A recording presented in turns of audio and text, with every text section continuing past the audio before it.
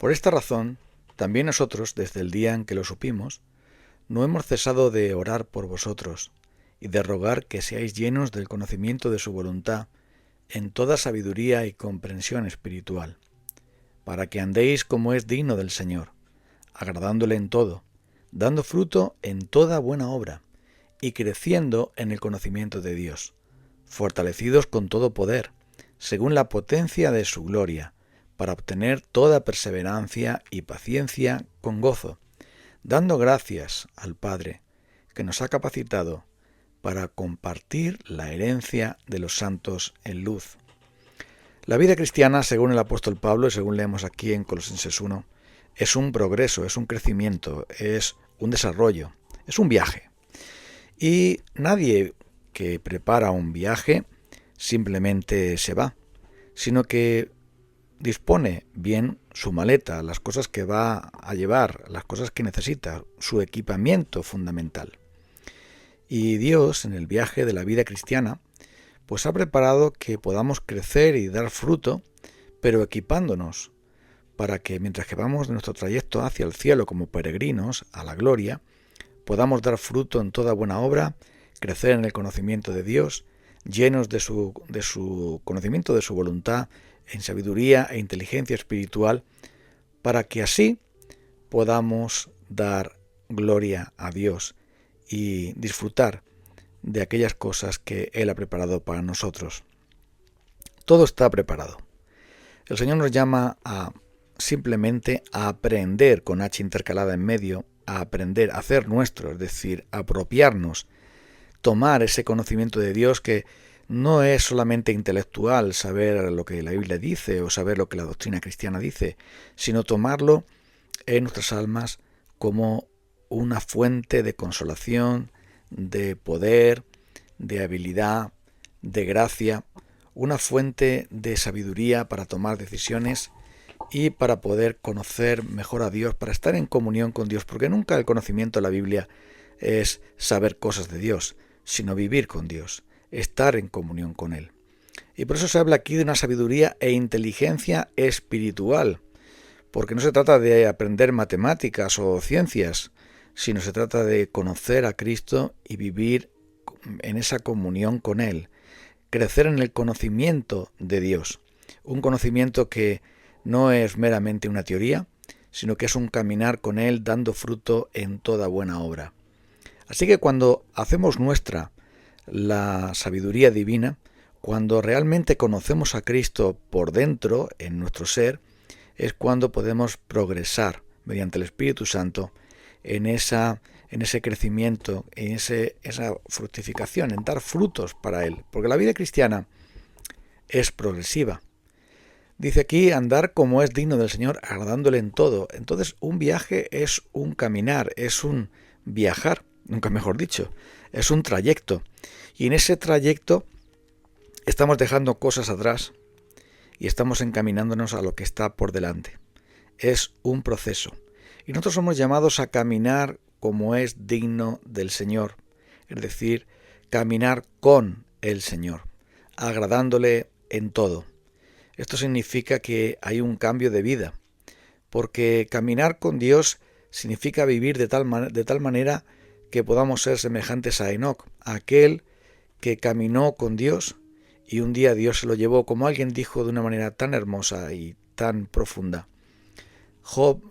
Enoc paseaba con Dios y le paseaba tan largos paseos, hacía tan largos paseos que un día finalmente Dios lo llevó a su casa y allí se quedó.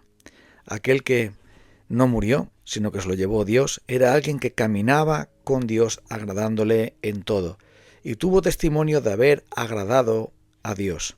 De eso se trata ser cristiano, agradar a Dios, progresar en este camino. No dar vueltas al mismo sitio una y otra vez, sino progresar. La vida cristiana no es un circuito. La vida cristiana es una progresión de un lugar a otro, en donde no volvemos atrás.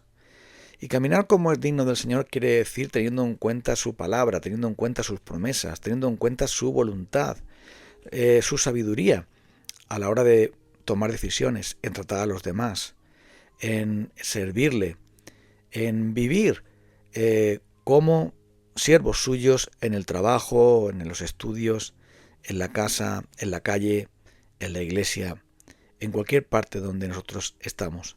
Pero para eso es necesario, como dice aquí, fortalecidos con todo poder según la potencia de su gloria. Claro que necesitamos esa fortaleza especial, porque por el pecado somos arrastrados y seducidos, engañados y hechizados una y otra vez por los placeres mundanos. Y esto nos lleva a apartarnos del Señor y a querer cosas que de verdad no queremos, y a hacer cosas que de verdad no queremos hacer. Porque un cristiano es alguien que peca como a regañadientes, que peca después de haber sido seducido y atado, empujado e impulsado, engañado por la maldad del pecado que aún habita en nosotros. Por eso necesitamos ese poder según la potencia de la gloria de Él, para que así podamos permanecer en paciencia y gozo, podamos perseverar, porque es difícil este viaje cristiano. Se habla incluso, Jesús advierte acerca de persecuciones. Bienaventurados sois cuando os vituperen y os persiguen y digan toda clase de mal contra vosotros mintiendo. Gozaos y alegraos, porque vuestro galardón es grande en los cielos. Así persiguieron a los profetas que fueron antes de vosotros. La vida cristiana significa progresar dejando atrás aquellas cosas que no son y prosiguiendo a la meta. Y en ese dejar atrás nos vamos a encontrar a veces con oposición, con dificultad, como pasó con el mismo Jesús. Y es por esto necesitamos ese poder, esa fortaleza de Dios, porque de otra manera, ¿cómo vamos a dar fruto en toda buena obra y a crecer en su conocimiento? Es necesario entonces ese poder, esa virtud, esa gracia divina en nosotros que haga que podamos permanecer en Él, desechando aquellas cosas que no agradan a Dios y haciendo que el señorío de Cristo sea más eficiente en nosotros, gobernándonos Él por medio de su Espíritu Santo, por medio de su palabra. La vida cristiana es un viaje y es un árbol que da fruto, un árbol que da diversos frutos. Y esos frutos son los frutos del Espíritu: amor, gozo, paz, paciencia, bondad, benignidad, fe, mansedumbre, templanza. El apóstol Pablo habla aquí de algunos: la perseverancia, la paciencia, el gozo. Ese fruto que nos viene al comprender quién es Cristo.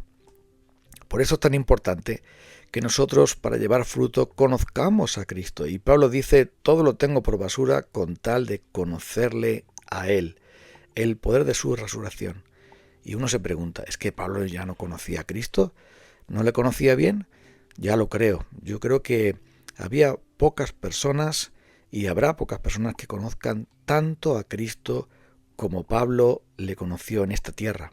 Pero aún anhelaba más. Porque conocer a Cristo no solamente es quedarse asombrados y prendados de su glorioso carácter, de sus atributos, de todo lo que es Cristo, sino también es un enamoramiento que no termina nunca. Y por esto dice que es el amor de Cristo quien le empujaba a hacer todas las cosas, y conocer el amor de Cristo que excede a todo conocimiento, para ser lleno de toda la plenitud de Dios. La vida cristiana es variada, lleva fruto en toda buena obra, pero se basa sobre todo en comprender espiritualmente, con la sabiduría divina, la voluntad de Dios. ¿Y cuál es la voluntad de Dios? La voluntad de Dios es solamente una. La obra de Dios es solamente una, se resume ahí. Por supuesto que tiene muchas más cosas, pero se resume ahí: que te conozcan a ti, al único Dios verdadero, y a Jesucristo a quien has enviado. Esa es la vida eterna. ¿Y cuál es la obra del Padre? Que creamos en aquel que ha sido enviado. Cristo Jesús es la revelación perfecta del Padre, es la voluntad del Padre, es el amor del Padre, es el corazón del Padre, es la gloria del Padre, es el deleite del Padre. Cristo Jesús, nuestro Salvador, nuestro Mediador, nuestro Redentor glorioso. Él, su persona y su obra, es el centro de todo. Por eso, como Él nos libró del dominio de las tinieblas y nos ha trasladado al reino de su amado Hijo, ahora quiere que, teniendo redención por Él, conozcamos que Él es la imagen del Dios invisible, el primogénito de toda creación. Por él fueron creadas todas las cosas, tanto los cielos como en la tierra. Todo fue creado por medio de él y para él, y él es antes de todas las cosas por él subsisten. Él es la cabeza del cuerpo, que es la Iglesia. No podemos entonces dar fruto si no estamos unidos a él. Separados de mí, nada podéis hacer. Pero con Cristo todo lo podemos, porque él nos fortalece. Vamos a unirnos a Cristo. Vamos a prepararnos para este viaje. Vamos a ser ese árbol que da fruto a su tiempo y su hoja no cae. Vamos a ser esa tierra que da fruto a 30, 60 y a 100 por uno. La vida cristiana es llevar fruto, dar fruto. De verdad estamos dando fruto. ¿Cuál es el fruto que nuestras vidas traen a este Salvador glorioso, a este gran viñador? Si estamos unidos a la vid que es Cristo, daremos fruto en él. Vamos entonces a orar para pedir su bendición en este día. Señor, ayúdanos a comprenderte, a conocerte por dentro, a conocerte de todo corazón.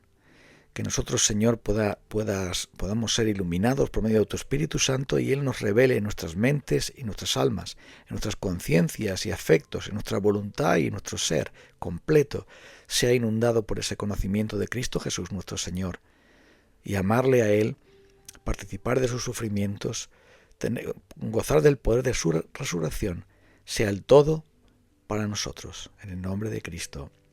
Amén. Nos encontramos el próximo día. Dios te bendiga.